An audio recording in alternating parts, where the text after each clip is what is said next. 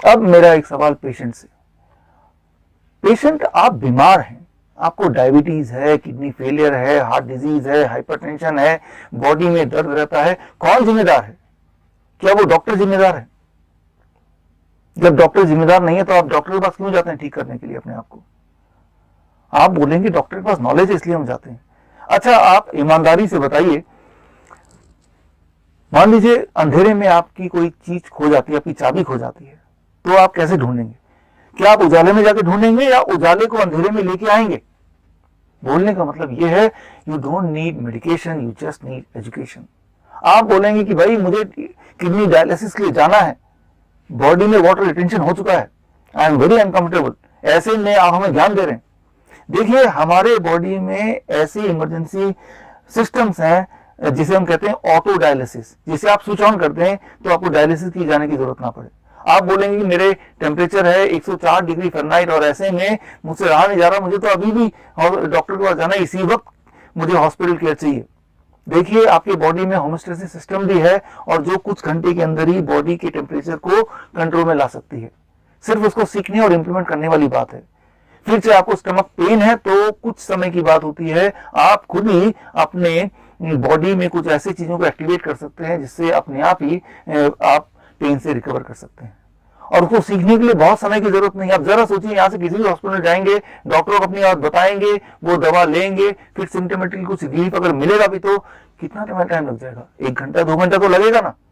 मैं आपको बोलता हूँ, सिर्फ मुझे कुछ मिनट दीजिए, 5 मिनट दीजिए, मैं आपको बताऊंगा अभी कि कैसे आप अपनी मदद खुद कर सकते हैं, how you can help yourself. मैंने एक आंकड़ा निकाला है कि करीब इंसान 62 तरीके से बीमार पड़ता है। 99% जो कारण होता है हॉस्पिटल जाने का, वो उन 62 तरीकों में के से बीमार पड़ने के अंदर ही है, जिसमें कैंसर है, किडनी फेलियर है, या फिर हार्ट डिजीज है, डायबिटीज है, या हाई टेम्परेचर है। सो कुल मिला के देर आर जस्ट, या वायरल फीवर है, जस्ट 62 तरीके हैं जिसकी वजह से 62 वजह है जिसकी वजह से इंसान को डॉक्टर के पास जाना पड़ता है। that covers 99% of the reason why you go to the hospital। सिर्फ इमरजेंसी में, एक्सीडेंटल केस में जहां हड्डी टूट जाती है या ब्लड लॉस होता है, यही वाले केस है जहां पे आपको ट्रू सेंस में हॉस्पिटल जाने की जरूरत पड़नी चाहिए। बाकी सारी चीज आप घर पे मैनेज कर सकते हैं, इमीडिएटली मैनेज कर सकते हैं। कैसे मैनेज करना है, let's try to understand. Give me just 5 minutes to help you to understand how you can help yourself. देखिए, इसको मैं समझाऊंगा आपको 3 स्टेजेस में, स्टेज 1, स्टेज 2, स्टेज 3। स्टेज 1 इसे आप कहते हैं, इसे हम कहेंगे DIP डाइट, एक खास तरह का diet. The moment you are on this diet, immediately आपका ब्लड शुगर कंट्रोल में आने लगता है, ब्लड प्रेशर कंट्रोल में आने लगता है, बॉडी का टेम्परेचर कंट्रोल में आने लगता है, बॉडी के जितने भी होमोस्टेसिस है वो धीरे धीरे रिकवर करने लगते हैं।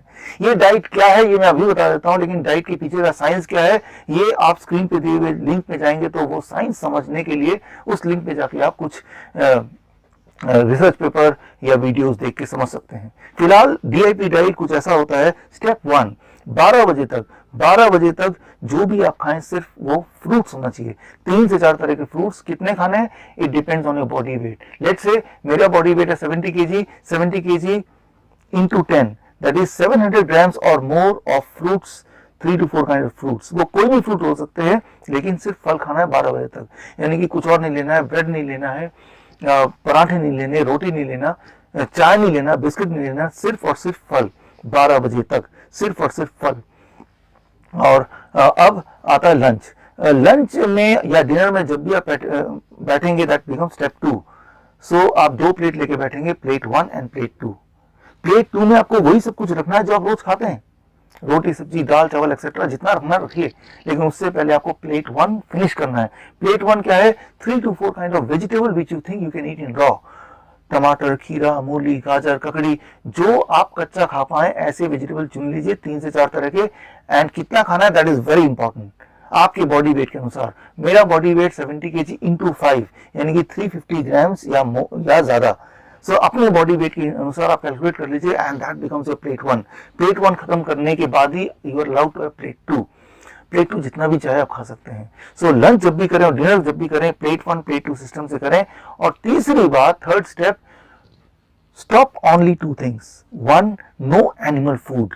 एनिमल फूड का मतलब no chicken, no fish, no egg and even no dairy products. Dairy products भी एनिमल फूड ही तो हुआ।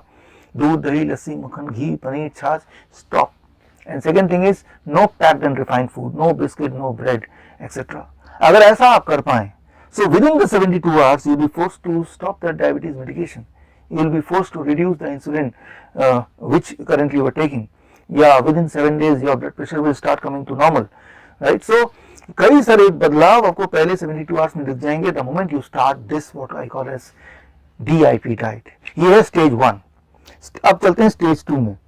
Disease specific remedy. Disease specific remedy. There are just 62 ways you can be ill, right? For example, मान लीजिए आपको fever हो गया तो क्या करना है.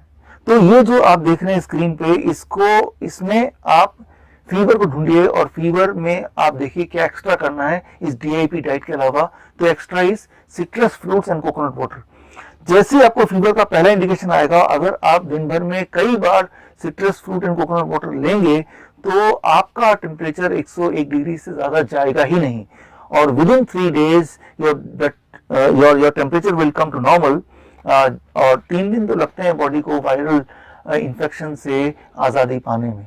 ठीक इसी तरह से अगर आपको स्टमक इन्फेक्शन है या आपको बॉडी में एक है, तो आप ये जो चार्ट आप देख रहे हैं स्क्रीन में, इस चार्ट को ढूंढिए. चार्ट में आप देखिए कैंसर का कॉलम है, डायलिसिस का अलग जगह बना हुआ है, अर्थराइटिस की अलग जगह बनी हुई है, और उसके अंदर स्पेसिफिक रेमेडी लिखा हुआ है. और ये भी आपको पता चलेगा कि ये रेमेडी कब तक करते रहना है उस बीमारी से पूरी तरह से आज़ादी पाने में.